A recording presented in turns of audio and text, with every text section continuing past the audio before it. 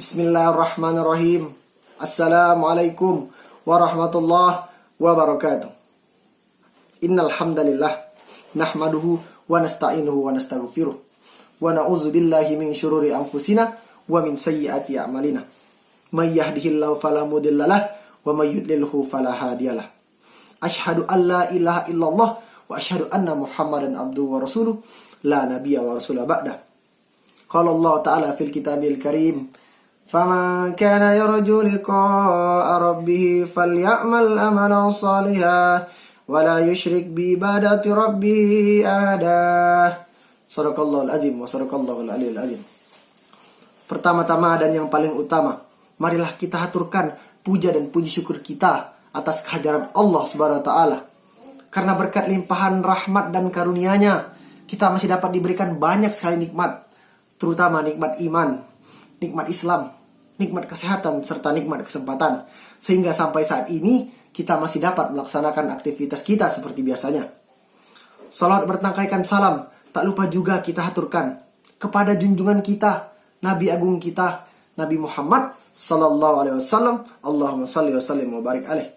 Beserta para keluarga, sahabat, dan para pengikutnya, yang insya Allah kita termasuk di dalamnya. Amin amin ya rabbal alamin. Mohon izin senior, mohon izin rekan-rekan, izin memperkenalkan diri. Nama Taruna Muda Muhammad Zaki Hanif, Kors TLB 23. Pada kesempatan kali ini, saya akan membawakan materi yang berjudul Tauhid dan Ittiba menjadi kunci keselamatan. Sebelum itu, kita akan mencari tahu dulu, apa sih Tauhid dan Ittiba itu? Tauhid berasal dari bahasa Arab yang artinya menjadikan sesuatu satu saja.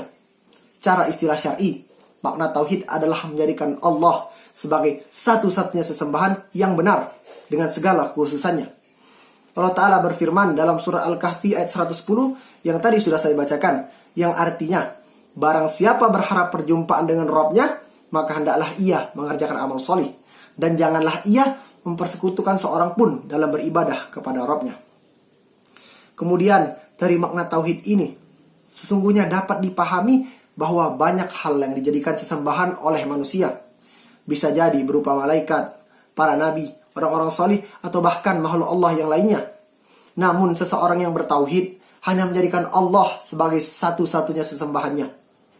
Kemudian juga di dalam surah An-Nisa ayat 36, Allah Ta'ala berfirman yang artinya, sembahlah Allah dan janganlah kamu mempersekutukannya dengan sesuatu apapun. Kemudian untuk ittiba, dari segi bahasa, ittiba berarti berjalan di belakang orang lain, mengikuti perkataan dan perbuatan orang lain. Kemudian Islam mewajibkan umatnya untuk berittiba, baik kepada Allah maupun kepada Rasulnya. Sebagaimana dijelaskan dalam firman Allah, surat Al-Imran ayat 32, yang artinya, katakanlah Muhammad, taatilah Allah dan Rasul. Jika kamu berpaling, ketahuilah bahwa Allah tidak menyukai orang-orang kafir. Kemudian posisi ittiba kepada Allah dan Rasulnya ini mempunyai kedudukan yang sangat tinggi di dalam Islam. Ittiba dapat menjadi suatu syarat diterimanya amal. Bukti kebenaran cinta seseorang kepada Allah dan Rasul kemudian menjadi sifat orang-orang yang solih.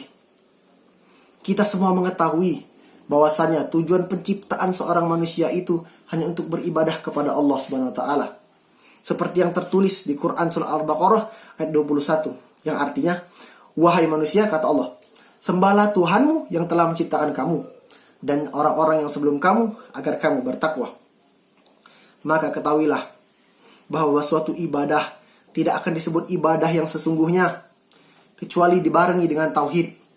Sebagaimana sholat tidak akan disebut sholat yang sesungguhnya kecuali dibarengi dengan taharah. Jika kemusyrikan masuk ke dalam sebuah ibadah, maka rusaklah ibadah itu. Sebagaimana jika hadas masuk ke dalam proses taharah. Maka kedepannya kita sebagai umat muslim yang taat kepada Allah Subhanahu wa taala hendaknya selalu berittiba dan juga bertauhid di setiap amalan dan ibadah yang kita laksanakan agar amalan dan ibadah tersebut diterima oleh Allah Subhanahu wa taala. Sekian dari saya, lebih dan kurang mohon maaf, kepada Allah saya mohon ampun. Wabillahi taufiq wal hidayah. Wassalamualaikum warahmatullahi wabarakatuh.